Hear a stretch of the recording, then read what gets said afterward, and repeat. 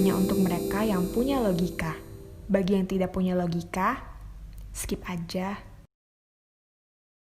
Pekan lalu terjadi skandal di gedung DPRD DKI.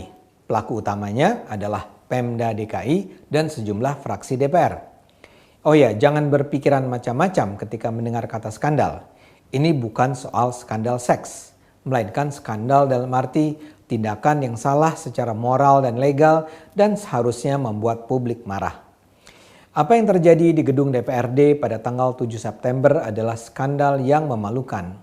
Pada hari itu, publik dapat menyaksikan secara terang benderang bagaimana korupsi bisa terus berlangsung karena ulah mereka yang seharusnya mengabdi pada kepentingan rakyat. Pada hari itu, publik bisa menilai sendiri betapa Pemda DKI dengan segala cara menutupi dugaan korupsi yang dituding pada mereka.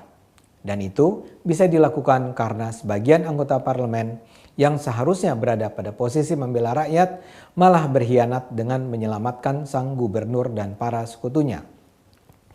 Pada hari itu Anies Baswedan memberikan pertanggungjawaban pelaksanaan anggaran pendapatan dan belanja daerah DKI tahun anggaran 2019. 4 fraksi menyatakan walkout, PSI, Golkar, PAN, dan Nasdem.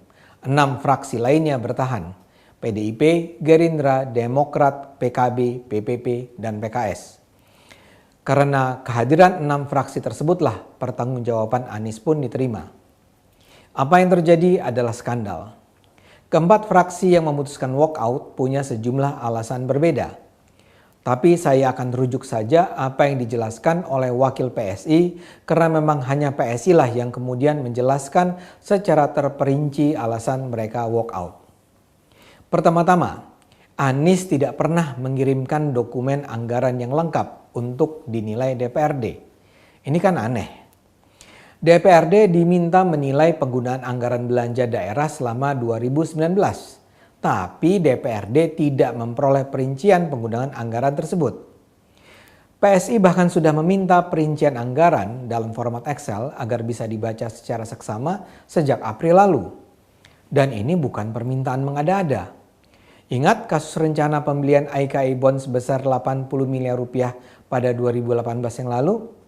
Itu kan terungkap karena PSI menyisir rencana anggaran secara terperinci. Kalau sekarang yang dilaporkan Anies hanya penggunaan anggaran secara umum tanpa menyajikan secara terperinci turunannya, bagaimana mungkin DPR bisa mengidentifikasi kejanggalan penggunaan anggaran? Tapi sampai hari H saat Anies menyampaikan laporannya, perincian penggunaan anggaran itu tidak pernah disampaikan pada DPR. Itu saja sudah layak membuat kita curiga. Hampir pasti ada yang berusaha ditutup-tutupi Anies dan para anak buahnya. Kalau tidak ada yang dikorupsi, kalau Anies memang bersih, kenapa harus ditutupi? Bukankah Pemprov tinggal mengkompilasi berbagai data penggunaan anggaran yang pastinya tidak tercerai-berai untuk kemudian disajikan dalam format Excel? Dan kalau permintaan PSI itu sudah disampaikan pada April, itu kan artinya ada waktu sekitar 4 bulan bagi Pemprov DKI untuk menyiapkannya. Jadi hampir pasti memang ada yang ditutupi. Kedua adalah soal kejanggalan biaya pembelian robot pemadam kebakaran LUF-60. Pemprov DKI mengeluarkan dana 8,8 miliar untuk membeli robot tersebut. Sementara menurut penelusuran PSI, biaya yang dikeluarkan pemerintah Singapura untuk robot yang sama hanyalah 4,4 miliar rupiah. PSI sudah mempertanyakannya kepada Pemprov DKI, tidak ada jawaban. Dan ini juga tidak ada dalam pertanggungjawaban Anies. Ketiga adalah adanya temuan Badan Pemeriksa Keuangan BPK yang sudah menyatakan bahwa pembelian robot LUF-60 tersebut terlalu mahal dan negara berpotensi dirugikan 840 juta rupiah. Lagi-lagi ini tidak ada dalam pertanggungjawaban Anies. Keempat, ada soal komitmen fee untuk membiayai balap mobil Formula E. Pemprov DKI sudah membayar 560 miliar rupiah untuk acara tersebut. Tapi kini batal gara-gara COVID-19. Kemanakah uang 560 miliar itu? Tidak jelas. Apakah bisa ditarik kembali untuk membantu penanganan COVID-19? Tidak jelas. PSI sudah mempertanyakannya kepada Pemprov. Tidakkah Anies harus mempertanggungjawabkan uang 0,5 triliun itu kepada rakyat? Tentu saja. Tapi itu tidak dilakukan Anies saat menyampaikan pertanggungjawabannya. Ini semua mencurigakan. Bahkan untuk memperburuk kisah, ada pula kejanggalan atau bahkan bisa disebut kejahatan yang luar biasa di hari Anies memberikan laporan pertanggungjawaban itu. Percaya atau tidak, lebih dari 100 mikrofon tidak tersedia di meja para anggota parlemen yang mengikuti rapat. Artinya berbeda dari rapat-rapat sebelumnya, pada hari itu anggota parlemen tidak bisa bicara langsung dari mejanya. Kalau mereka mau berpendapat, mereka harus angkat tangan dan maju ke depan untuk bicara melalui mikrofon yang tersedia di mimbar. Yang tidak hilang hanya mikrofon di meja pimpinan rapat, meja gubernur, dan meja wakil gubernur. Tidakkah itu mengherankan? Hampir pasti itu sengaja. Itu hampir pasti dilakukan agar para anggota parlemen yang kritis tidak bisa mengganggu Anies dengan pertanyaan-pertanyaan yang akan menyudutkan Anies. Karena itulah anggota DPR dibuat susah. Ini jelas skandal. Karena berbagai alasan itulah 4 fraksi menyatakan walkout.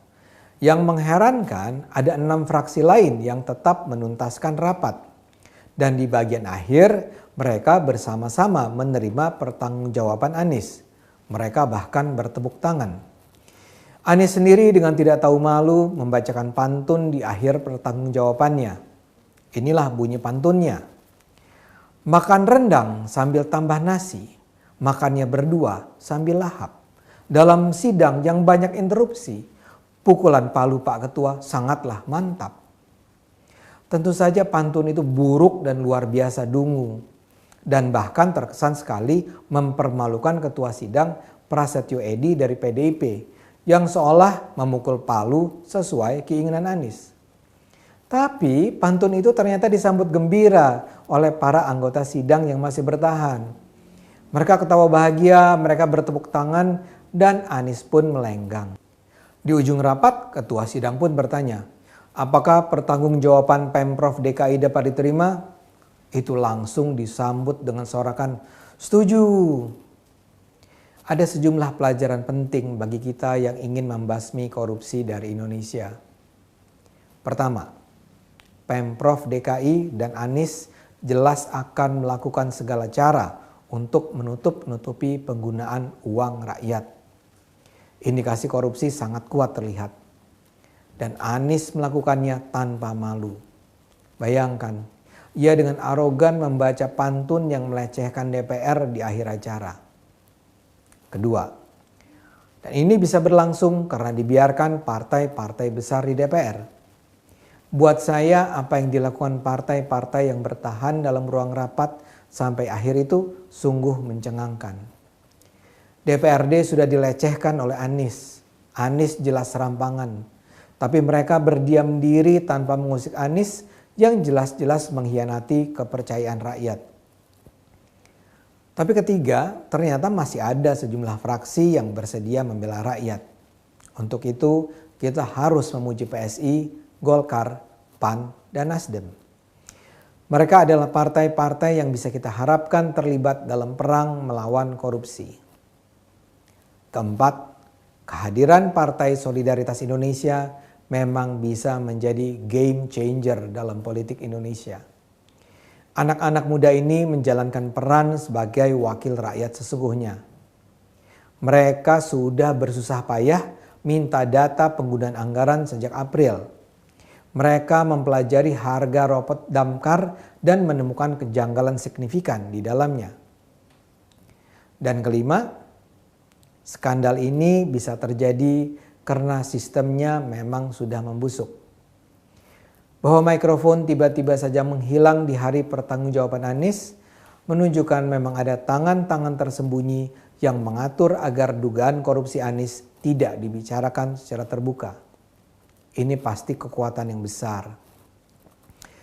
Begitu juga fakta bahwa kasus ini tidak di-blow up oleh media besar menunjukkan kejanggalan lainnya. Sulit jadinya bagi kita untuk tidak curiga bahwa ada uang mengalir dari kubu Anies ke para pengambil keputusan di banyak, tidak semua, media yang selama ini kritis terhadap pemerintah.